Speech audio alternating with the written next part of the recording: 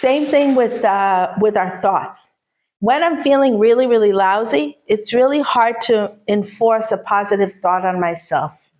But when I will enforce the first positive thought, right away I'm pumping myself with positive hormones, and the next thought will already be easier to come up with. The next positive idea, the next positive reinforcement would already be a bit easier.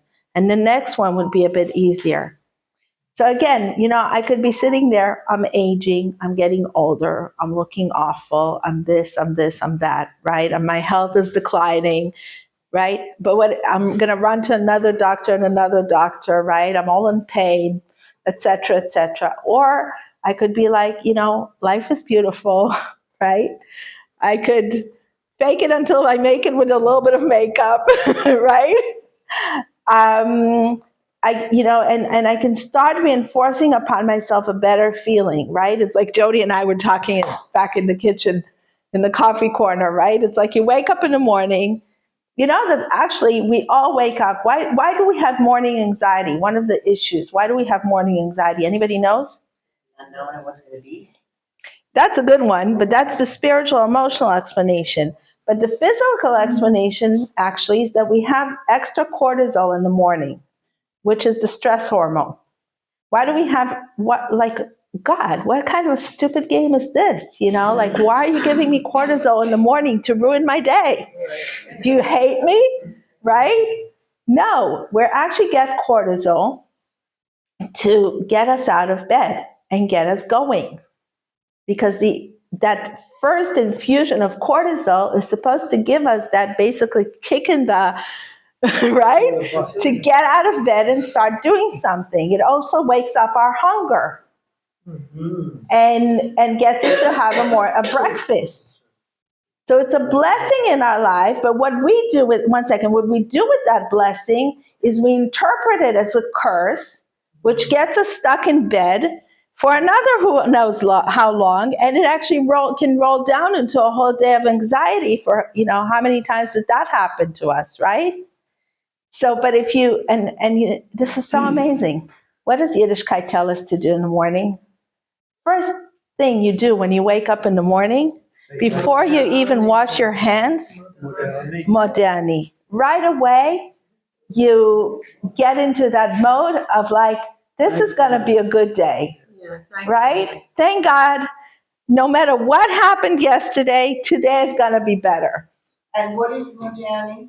מודה אני לפניך, מלך חי וקיים, שחזרת בנשמתי בחמלה באמונתך.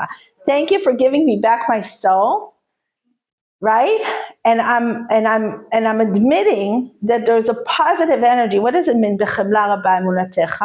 It means that I believe in you, but not only I believe in you, I believe that you believe in me. And when I feel that somebody believes in me, when I infuse myself with that thought that I feel that somebody believes in me, it's like, where does most of our problems come from?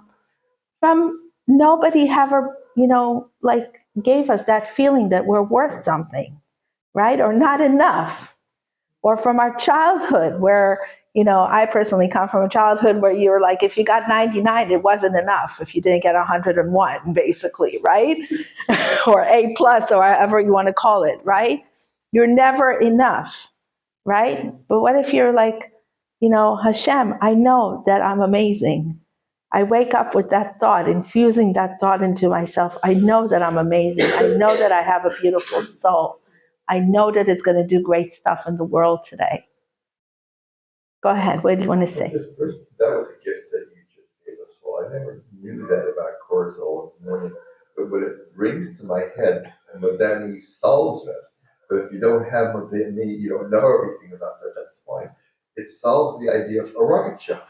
How does a rocket ship get off the ground anyway? Yeah. It's inert, tremendous thrust, cortisol, to get it to that place where it can continue going when the rocket falls off and it's in space. Then it's already in motion. What you're saying is God gives us a way to put it in motion right away. Exactly. It's fantastic. Exactly. Yeah.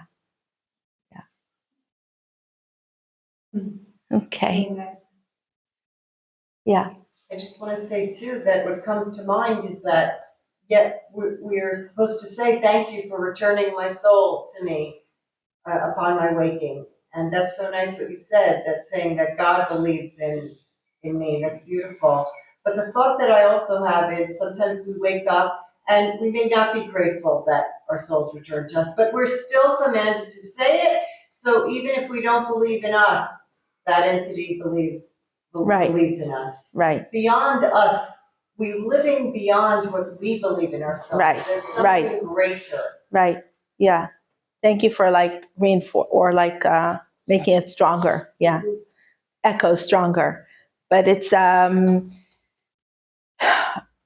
that there's another thing about it. It's actually very interesting. There was a phenomena that people has to do with modernity also. There is a phenomena that people get up too fast in the morning.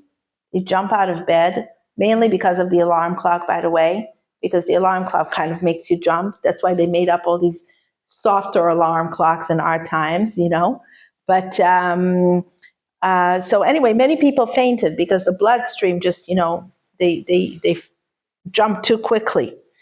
So they didn't put down their feet first. So, but anyway, there was like a whole research about it, and there was this conference of neurologists that spoke about it, and everybody said something, and then there was this neurologist that said, like, when you wake up, you actually have to wait 12 seconds to get up. And Modeh has 12 words. Oh, Mm. wow. Isn't that interesting? Yeah. Isn't there just like 12 steps as well? So, like 12 is like a Mm, couple I can't think of that now. 12 There's tribes. There's 12 tribes. 12 tribes. There's 12 inches in a ruler. Yeah. Not in this country. Yeah. Only in the US. Okay. Anybody wants to say anything? So maybe it's just 12 tribes. Very interesting, thank you. Okay. Yeah. All right. They teach kids Moda'ani. It's the first thing my kids learn in school, the song, Right. right? Oh, that's what I wanted to say on your comment also, is that you say we're commanded to say. And I don't like treating, like there's the commandment, I don't like treating the commandments like they're outspoken commandments. Sometimes we need the outspoken commandment, but sometimes we have to be much more in that place of the inner commandment, right? Of like, I'm going to say thank you regardless of my ongoing negative experiences of life, right? I'm going to still enforce that feeling upon myself that this is going to be a good day. But it's like when you talk about it from an outer commandment, not everybody can relate to that, because if you're not a religious person, if you don't connect to God, then maybe it's very hard for you to connect to that outer commandment. But if you look at it as an inner commandment, I gotta live, I want to live, and if I don't want to live, maybe there are other people who really want me to live, And it's not enough for me to just live physically. I need to live better emotionally for me to live and strive, right? So that gives me the push, the inner push to say Modeh from a place of true connection, not of like, okay, I mumbled off a few words that don't mean anything to me. You see that from a sexual point of view as well. Yeah. That inner that you've been repeating on, author, I can't remember his name now, but he's written 3 books about the inner game of golf, the inner game of tennis, and the inner game of something else, I can't remember. But the thing is, that your inner, you know how to, so I've been looking at that picture the whole time. And that to me that's a golf. And the second part of that path going up there, that's actually the flag. Okay. I'm imagining that's the flag. Okay. So I'm standing on the tee. I know how to hit that. I've won a 3-wood and a 7-iron, 2 putts. But I'm standing on the tee. I'm saying, right, 3-wood, 7-iron, 2 putts. But watch out for that tree. And as soon as I said to myself, watch out for the tree, I'm finished. You focus on the tree. There's no way in a million years I couldn't even carry the ball over the other side of that tree. Right. And that's a bit like when I wake up in the morning, I have to think, don't think about Mimi, think about making Mimi better, having a better day, but don't think about, oh, you know what I mean? So that's my inner thing. You know, I wake up and say,